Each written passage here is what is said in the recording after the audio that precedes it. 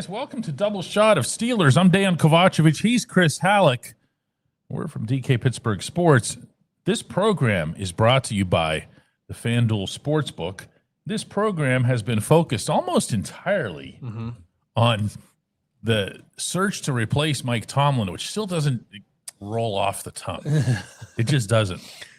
I think in some way, I was even kind of thinking about it this morning. Like, it still almost doesn't feel real.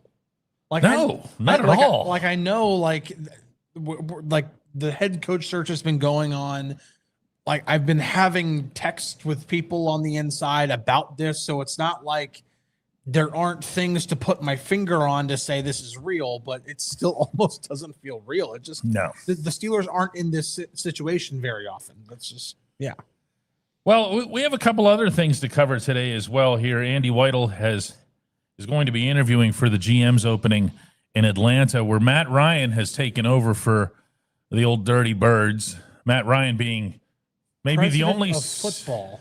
Yeah, but at least within his own ego, he understands he's not equipped to be the GM. Right. So they're going to be they have to be looking for somebody, or else you're going to have a situation like what the mess they have now in Buffalo, where somebody who really shouldn't be doing this or that is doing this or that, meaning Brandon Beane. In Atlanta, it seems like they're doing it right. That could come at the Steelers' expense. It could. And listen, this is like obviously these kind of changes happen during the offseason, at the beginning of the offseason. So it's not like it's like there's another time of the year for this to happen, but the Steelers are getting set to they're getting set to start the draft process. Like, yes, like the scouts have already done all their work throughout the season, but the Senior Bowl is next week. And the combine's going to be here before you know it. And the draft board is Andy's. It is. When people ask about the division of power or authority or what the hierarchy is among the Steelers. Most of our answers are really nebulous on this. It's like, well, they sit in a room and they talk it out and they all go thumbs up. When it comes to the draft board, it is Andy's. Yeah. That is a really, really, really big deal because they don't start planning for the draft in a month or two. It's been going on for years that they keep an eye on a certain class. And here's the class of 2026. They've been working on the class of 2028 to a certain extent, to as much as is reasonably possible. Andy would be a loss. He would. And this is the time of year in which you see Andy shine like outside of like any other part of the year, because there's so much centered on the draft and the fact that the draft is going to be in our city this year. So there's even more attention on it. Now, if I can provide a different perspective or maybe even a shred of optimism, if Andy were to be hired by Atlanta, and it would be good for Andy to get that kind of promotion. And that's what he wants. It's what he wanted here. Of course. It was him and Omar for the GM job. But there's going to be a new head coach.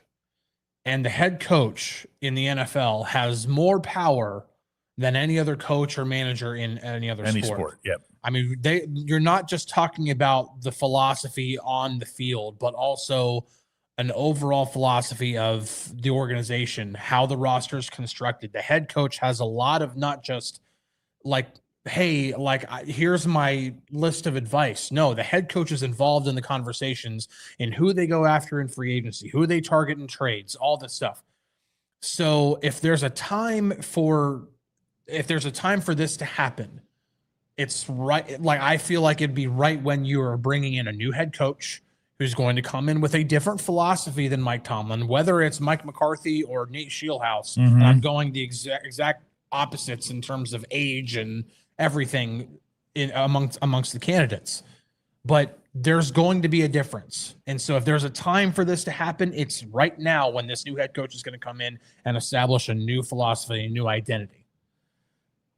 Andy would be a loss. Andy would also be somebody that you'd have to replace in some form. You know, the Steelers love to do that stuff internally. I don't know that they have anyone internal qualified to just step right up into an AGM role, never mind running the draft board.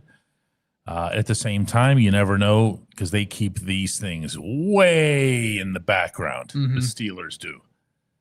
They're the type of organization that if they were to promote somebody to replace Andy, assuming Andy gets this job, by the way. He's not the only one in the running. No.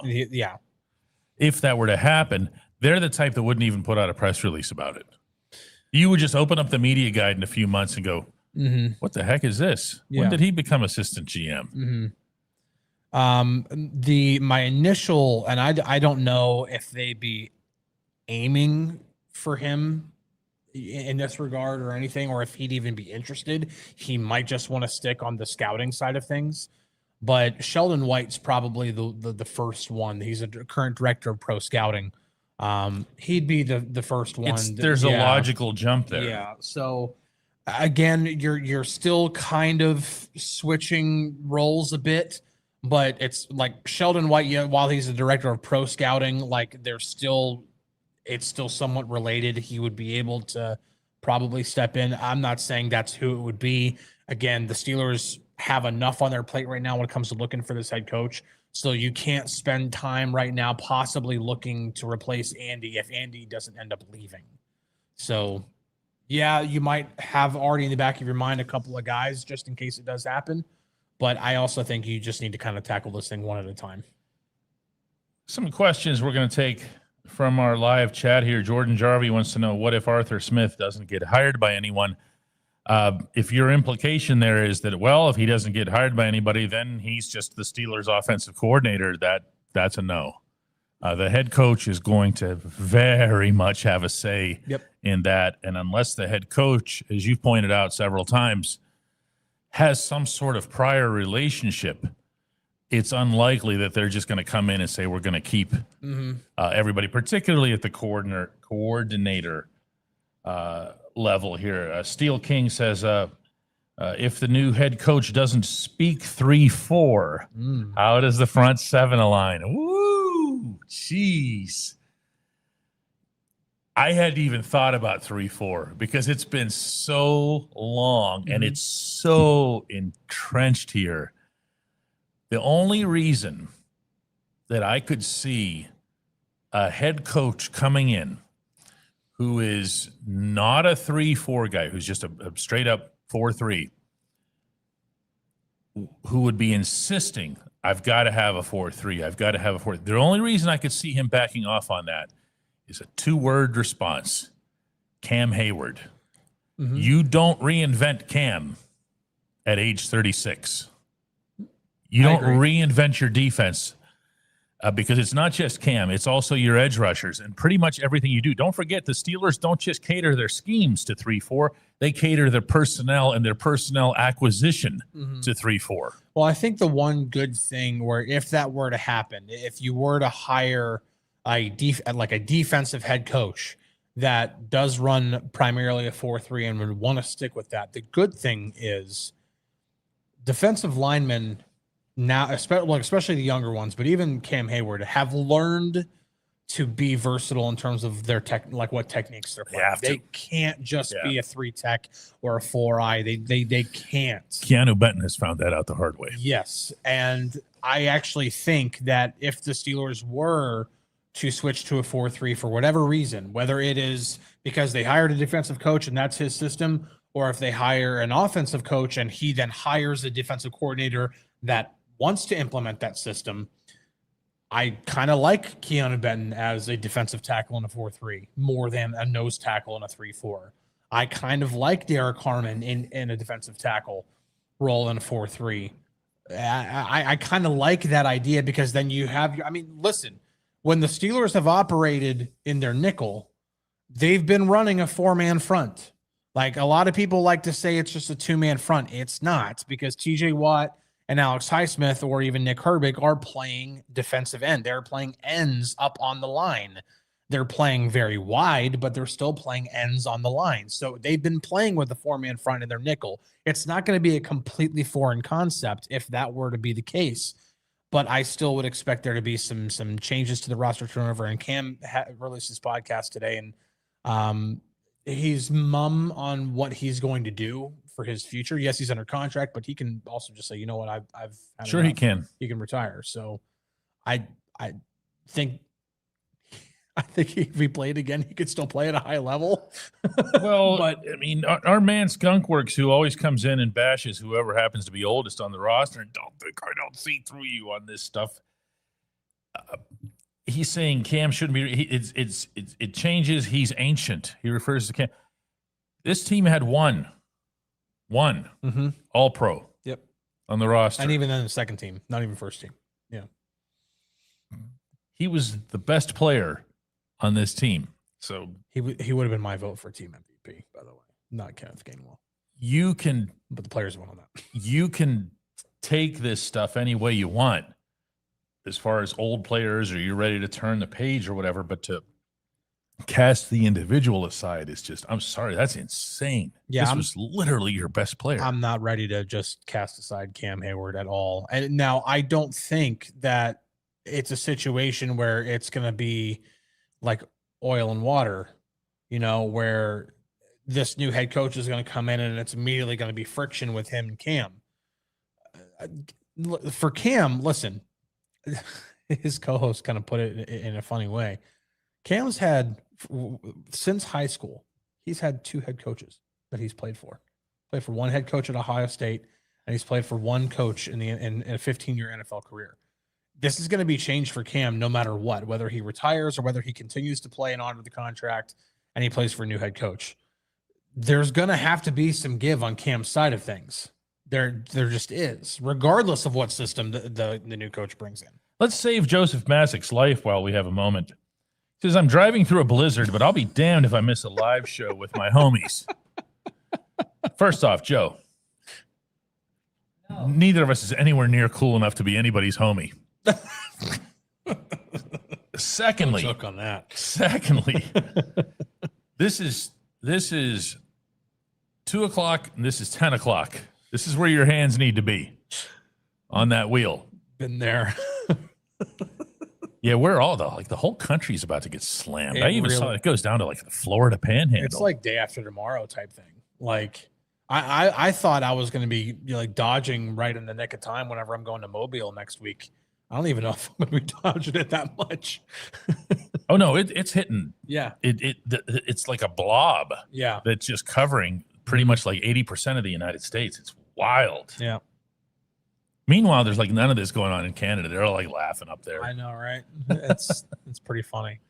Does anybody remember that movie, The Day After Tomorrow? One of those obscure 2000s movies, action movies.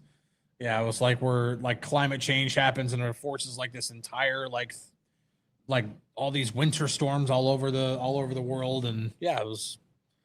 Yeah, just one of those random 2000s movies I just remember. Jake Gyllenhaal was in it. William asks, hey, DK, can you see a rejuvenated TJ Watt with a new coach? I think a new defensive philosophy could help free him up. Rejuvenated and freeing him up are obviously 2 very different discussions. TJ, you can be rejuvenated. What you can't be is juvenated.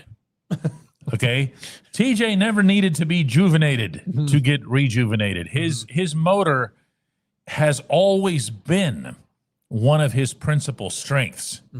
You don't see TJ necessarily having the get off and everything else that he's had in the past, which isn't a criticism, really. I mean, he's still playing at a high level, I think. I understand he's now easy target for everybody, 42 million and all that other stuff. Everybody was mad at him last summer. But a defensive philosophy freeing him up. If you're a new head coach, you come into this scene, the first thing that you have to think about from a personnel standpoint is how do I maximize my strengths? Not how do I address my weaknesses. How do I maximize my strengths? How do I go to my players, my best players, and say, I need you to be my best players. Tell me how I can help you. Yeah, absolutely. And listen, if they do bring in a defensive head coach, I do know. I don't remember where the interview was, but it was like last offseason. Chris Shula, the defensive coordinator of the Rams, did a podcast, and he was like asked about like his favorite players or favorite, and he listed TJ as one of them. Now, I'd be curious to see how another defensive coordinator or defensive head coach would think of ways to maximize TJ, because TJ he didn't forget how to play football. Now, he's also not as young as he used to be, but you could just watch him. It's not like he's out of shape. Like that's never the case. Like I don't think anybody on the team works as hard as TJ in terms of keeping himself physically ready. I mean, the fact that he even came back as quickly as he did from the lung issue is just insane. But yeah, that's got to be a priority for whoever comes in. You have to maximize that contract. He came back from a collapsed lung. Yeah. You know what we call that? Juvenated. How do you have a word like rejuvenated and there's no juvenated? Yeah, that is interesting. Like how do you get to the point where you're doing it again if you didn't do it the first time? Yet we have like, now granted they're not grammatically correct, but you have a lot of people who say like re-aggravated. Oh, that's just incorrect. No, I know. It's funny.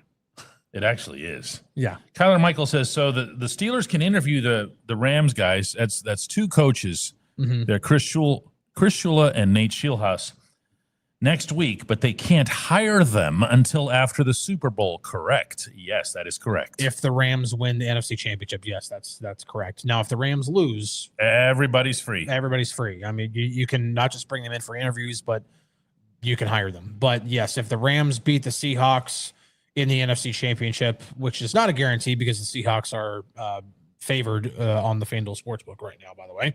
But yes, you can interview them. You can host them for an in-person interview during the bye week in between the conference championships and the Super Bowl, which is that first week. So it would be next week when I'm in Mobile, they'd be having those interviews possibly. But yes, if the Rams are in the Super Bowl, you can't hire them until after the Rams get done playing. Chris made a passing reference, and we're going to seize this opportunity to remind you that the Super Bowl is getting closer. The NFC and the AFC championship games are a lot closer. And it's time to check out the latest odds, futures, and everything else on the FanDuel Sportsbook. Your latest line on the NFC and the AFC championship games are as follows. Seahawks are 2.5-point favorites over the Rams in Seattle. So pretty tight line when it comes to considering the fact that the Seahawks just got done spanking the 49ers in the divisional round 41-6, and the Rams squeaked out a win in Chicago. Impressive win because Chicago had been finding ways to win all those games. Well, they found a way to win that one. Yeah. And they were like, so you're still not getting it. Yeah. So, but a tight line there. I'm really curious. You're talking offensive mastermind in Sean McVay versus Mike McDonald, who has done wonders as a defensive coach, even predating his time as head coach in Seattle. And then in the AFC Championship, you have the Patriots as 5.5-point favorites over the Broncos in Denver, which is, again, I understand Jarrett Stidham is the quarterback for the Broncos and not Bo Nix. That's still a pretty significant line because it's not like the Broncos got there because of Bo Nix. This is not like the Indianapolis Colts back in the day losing Peyton Manning. This is a Broncos team built on their defense. Yeah, which I think is part of the reason that Sean Payton wanted to get that immediate message out that they're not going to sweat over having Jarrett Stidham in behind center. We'll see how it goes, though, man. that's a challenge. That's a real challenge. Whatever your game, the FanDuel Sportsbook delivers all the latest lines, futures, specials, everything, so that you can join in on all the action. Check out the FanDuel Sportsbook. Seahawks look nasty, says Jay Moose. The Rams have a tall task. They do. The Seahawks probably entered this tournament with as much of that we're the team element as any team in either conference. They really did. No, I agree, because remember when they came, though, it was the home opener, and we were all like, Seahawks. I picked the Steelers to win that game. Yeah, it was I was horribly incorrect, but yeah, no, Mike McDonald's. Now I know Mike McDonald started doing great things with that defense even last year. They looked good. When we saw them, they looked good. And I remember not thinking that this was anything necessarily that the Steelers were doing badly. I just looked at the Seahawks and I'm like, wow, that looks like a pretty good team. No, they were just legitimately the better team, and that did not stop throughout the year. Yeah, it's really. Yes, I agree, because the Texans came in with a phenomenal defense, but their offense was hit and miss, and C.J. Stroud wasn't playing his best. Now the Broncos, great defense, but even with Bo Nix, there were still like okay, you know, are they still kind of limited offensively? With the Bills, they had Josh Allen and could do anything, but then that defense was still kind of, I'm not quite so sure about it. The Seahawks just really seem like they can do everything. They can play great defense. Sam Darnold's playing at an MVP type level, and they can just do a lot of things. And JSN's offensive player of the year, in my opinion. Bus driver Al says, DK, I'm here in Canada. My school bus, he is a bus driver, by the way, has been canceled in 8 of the last 14 days because of snow. I am telling you here, the Canadians are not wimps about this stuff. Mm-hmm. If it's snowing, you're going to school, kid. Right. And you're going to work, adult. Yeah. And you're gonna do it, and you're gonna smile. And their snow removal methodologies are unbelievable. I was this was about 2-3 years ago. I was in Montreal, obviously covering hockey, and watching the snow plows in the heart of Montreal, Centre-Ville, and they just don't care. The snow banks that they build up on the sidewalks and everything. First of all, they're almost artful. Okay, the barrier that gets created between the sidewalk and the road, and it's just so fast, so efficient. And by the time everybody wakes up, and it's like, bonjour. Yeah. 8 years of French I took. You see I'm showing off here? Oh my I gosh. just got 2 words in for you. Yeah. I took 2 years of Spanish and I barely remember any of it. Really? I barely remember any of it. 8 years of French. Calvin is applauding the haircut. That would be the applause heads over in this direction. She does everything. Because he doesn't want to leave the house. Because he doesn't want to leave the house. He's such a loser. Kyler Michael says, I was stationed in North Dakota. That would be just south of Manitoba. They are the exact same way. They don't close anything down because it snows. Yeah. They just don't. It's just snow, man. It doesn't hurt anybody. I love it. Yeah. I mean, I live downtown and I work downtown, so I just have to basically attach tennis rackets to my feet. And I'm good. Yeah, and even like around here, like when you try to explain to people like in the South who, you know, have to deal with their cities using sand trucks to treat roads. It's not treating the road. You know, they don't understand like even when a big snowfall comes through, like the main roads get cleared almost immediately. Now, if it's a weekend and the snowplows don't get out, the neighborhood roads still, they take a while to get treated, but still it's not that bad. Zach Hall says, does it tell a story that Teryl Austin has not been requested to be interviewed by any team yet? Sure it does.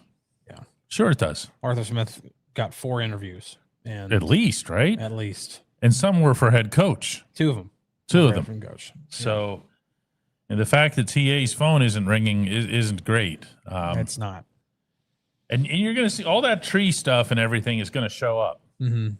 You know, he has not, meaning like Tomlin has not done any great job of hiring assistant coaches. He has prioritized this and that.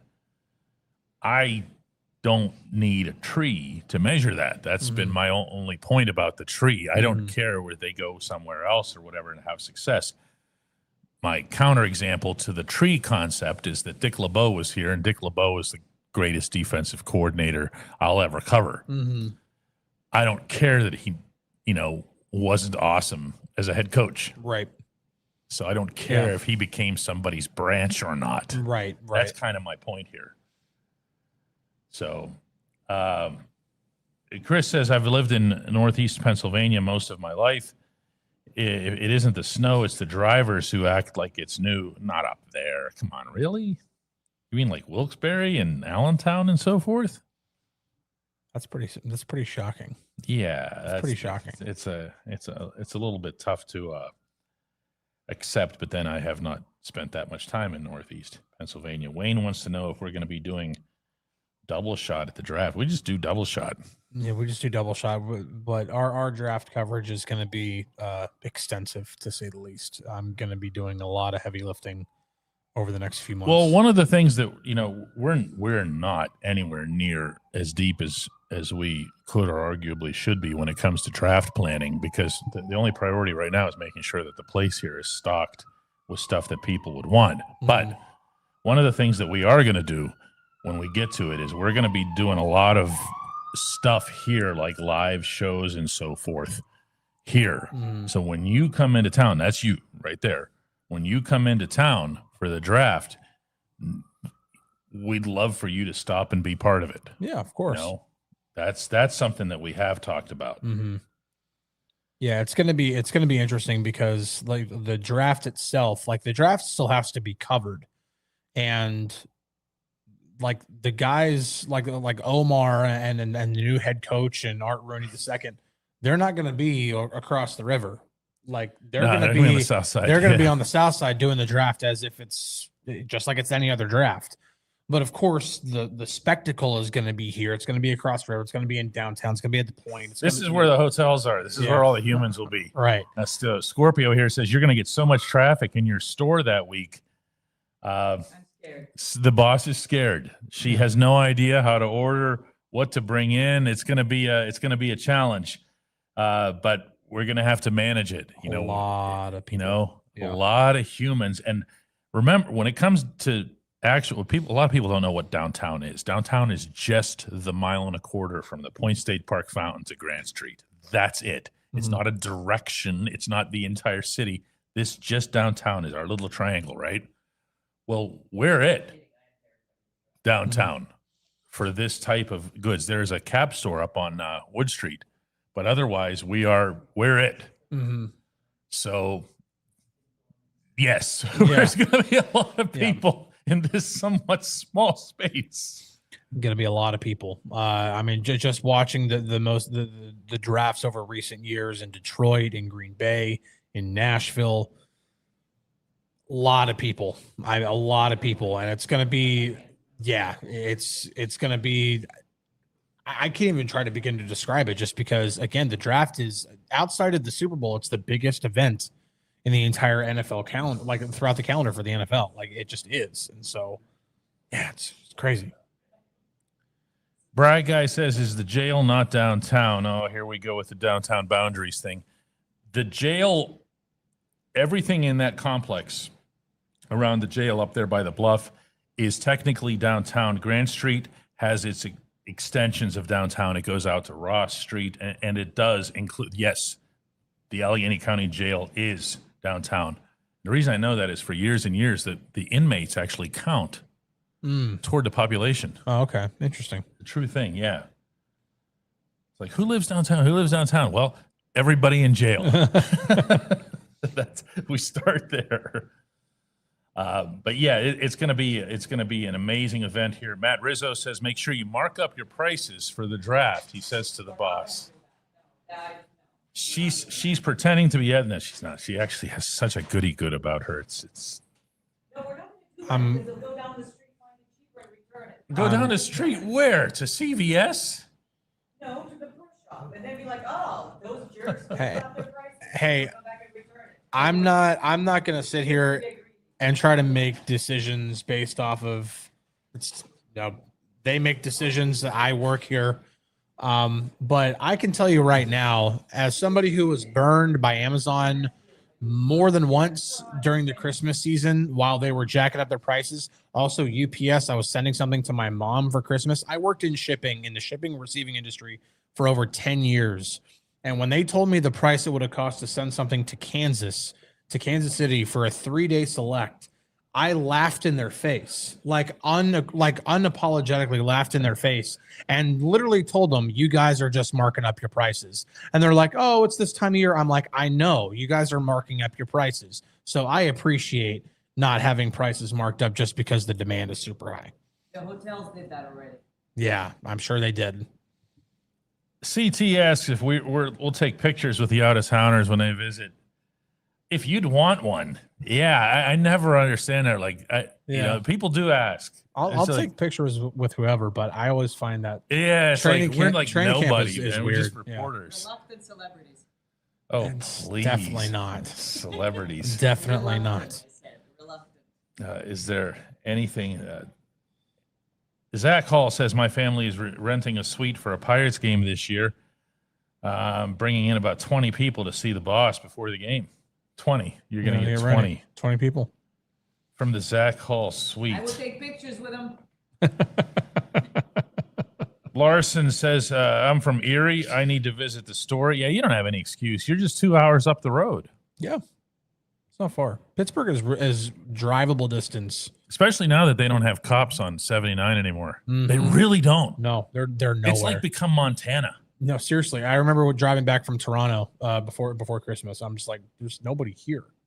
Like There used to be. The 79 used to be like Ohio. I was going 90 down the highway. Like I was just like nothing. Wandering I Warrior. mean, I wasn't. I was going the speed limit. Wandering Warrior says, tell Dolly just to calm down. Any policeman. It's been tried. Yeah. She's a hyper one. Frank just wants her to get a microphone, which would only encourage her Calm down. hyper-edness. Like I needed another person to tell me to calm down. Yeah, no. Let's take a couple more today. Football stuff, right? Jeffrey Toller says, I think Zach Frazier should have been an all-pro. Always tough. I have a hard. Because you can say what you want about Zach. Mhm. What do you say about the other 31? Who's watching the other 31 centers? Who's doing that? I can say this: the guy who I voted for not just all NFL but all AFC, because it's like the all NFL, you're choosing one. Yeah. In the PFWA awards, I actually got a chance to watch some film on because the Steelers played them this year, and Aaron Brewer from Miami was just unbelievable as a center, and that was my vote. And I think he won. I was sure you were going to say Creed Humphrey until you said Steelers played them. Aaron Brewer. He was ridiculous. He can move like a tight end and still block like a center. It's just it's ridiculous what he can do. That being said, Zach Frazier, I do think will be an All-Pro one day based off of this trajectory. He is a phenomenal football player, and I think he's at minimum a top 5 center in the league right now. Zach does some good stuff out there. Yes, he does. Not just whenever on those rare occasions when you can show a center generating splash. Or hint, Roquan Smith. Yeah, or I was about to say, doing what he did to Roquan in that game was just absolutely unbelievable. It was just phenomenal. The last thing, our last word goes to Matthew Richards, who says, I wonder if former players are still going to attend training camp. One of the things that a new head coach is going to have to do, regardless of who it is, whether or not they have any prior ties to the Steelers or to the city, is they got to become Steelers. Mm-hmm. One of the things that Mike Tomlin did really, really well was he immersed himself in his Steelers-dom. He immersed himself in the past with the mean Joe Greens and so forth, who would come back. And it wasn't for show.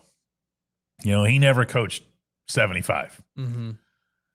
But when Mean Joe walks onto your campus, it freaks you out, actually. Yeah, To be honest with you. It freaks you out. Yeah. As someone who was I was a really, really young child back then, but still ever seeing him, I just get like, yeah, you can't take your eyes off him. He's larger than life. Yeah. Actually, he's still literally larger than life. To your point on this, Cam Hayward, like I said, he had his podcast today, and I was in the middle of it's going to be up on our site in our Steelers feed, so that you can see it, because I'm embedding it in there because it's worth it. Cam Hayward didn't talk much, like give a lot of details about Tomlin leaving or player interview, all that stuff. But he did give one little tidbit, one detail, and it goes right with what you're saying. He said that Tomlin told him, I'm just glad I didn't break Noel's record. He tied it. Holy hell. In terms of regular season wins. He said he's glad that he didn't break He it? said he's glad that he didn't break Noel's regular season win record. He tied it. They both have 193 regular season wins. And all it would have taken was one more win, and he would have broken the record. He'd be the all-time winningest coach in terms of regular season. Boy, I sure hope somebody gets that to Marianne Noel. Yeah. I really mean that. Yeah. She's still doing well. Mm-hmm. I hope somebody gets that to her. That's a heck of a thing. Yeah. And it just goes to show, I think, because we're starting to get, and Adam Thielen, this is going to be part of the same entry. Adam Thielen was also on a podcast today, and he said that one of the things that Tomlin told the players was that he wasn't good enough. Tomlin took a lot. It took pride in what he did, in everything that he did. And not just in 2025, like this past season, but in the grand scope of Steelers history. He understands what it means to have 193 regular season wins. But he also understands that Chuck Noll won 4 Super Bowls and is, when you talk about the greatest coach in Steelers history, is the greatest coach in Steelers history. Oh, and it always will be. Right. And there's only one person in franchise history, who can be your first, but who can lead the revolution. Yeah. The Steelers stunk for a half a century. And then he came in and turned all of that around. The fact that, man, I didn't. You totally threw me here. I literally put on the podcast to listen to on the way on my drive down here. I put it on the YouTube thing. I turned it over because I don't want to watch my phone while I'm driving. I turned it over and just let it play, and I was listening, and I heard Cam tell that story, and I'm like, I'm getting that in the feed as soon as I possibly can, because Steelers fans need to know that. They need to know what Cam said about Tomlin, because I think that is very indicative of how Tomlin not just viewed himself and viewed the last 9 years of not winning a playoff game, but also understands the scope and the history of what the expectation is here.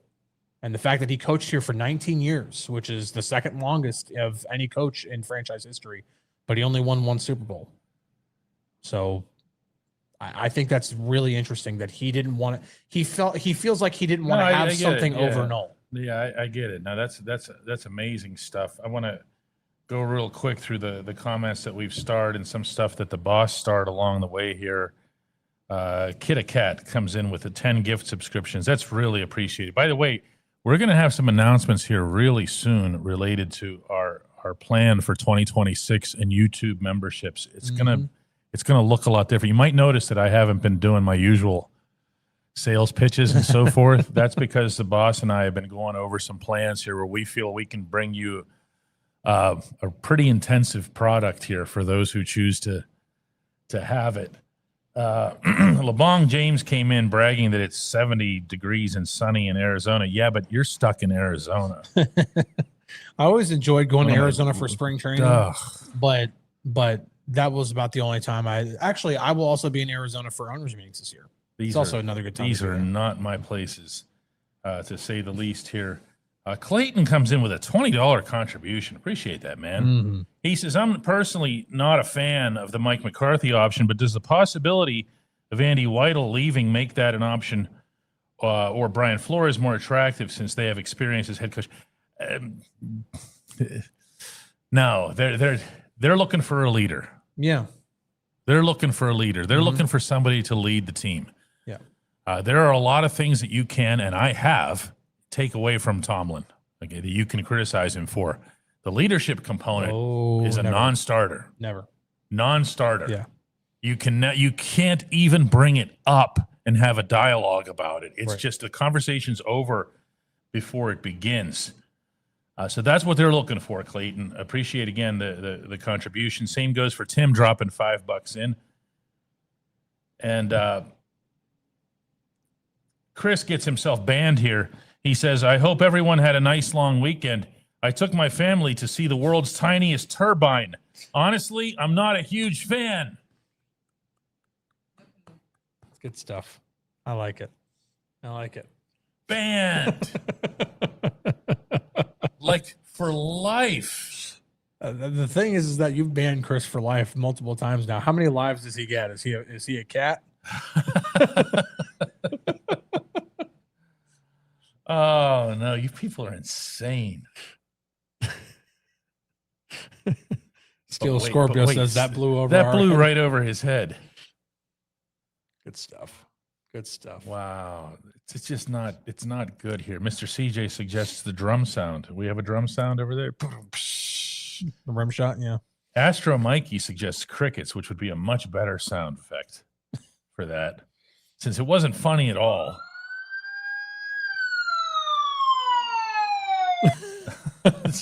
That's the band police. Okay, for real, last one here. Jorby just asked, who do you want for your head coach, Chris? You're not there yet, are you? No, I do think I'll put it this way. I think, and I think that's where this is headed, but you got to at least wait out for the Rams guys to come in for in-person interviews. Both of them are very, very attractive candidates. I'm not talking about the way they look. I'm talking about what they can possibly do for either side of the ball, but it doesn't matter. Again, you're looking for a leader, but you're looking for a guy. If you can find somebody who can really blend leadership, like being a strong leader, somebody who can command a room, but also be innovative. Yep. Who can also do some really and encourage innovation Mhm. and be open and receptive to change and Yeah. things like that. And that's just why I'm going to be unfair here. And I'm not making a statement and I'm not making an endorsement, but you're asking something on a live show.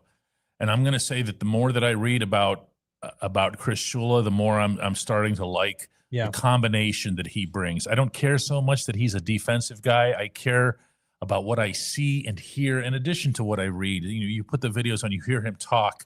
There's that component to who he is. And he comes from what's really become the NFL's factory for innovation at SoFi Stadium with the Rams headquarters.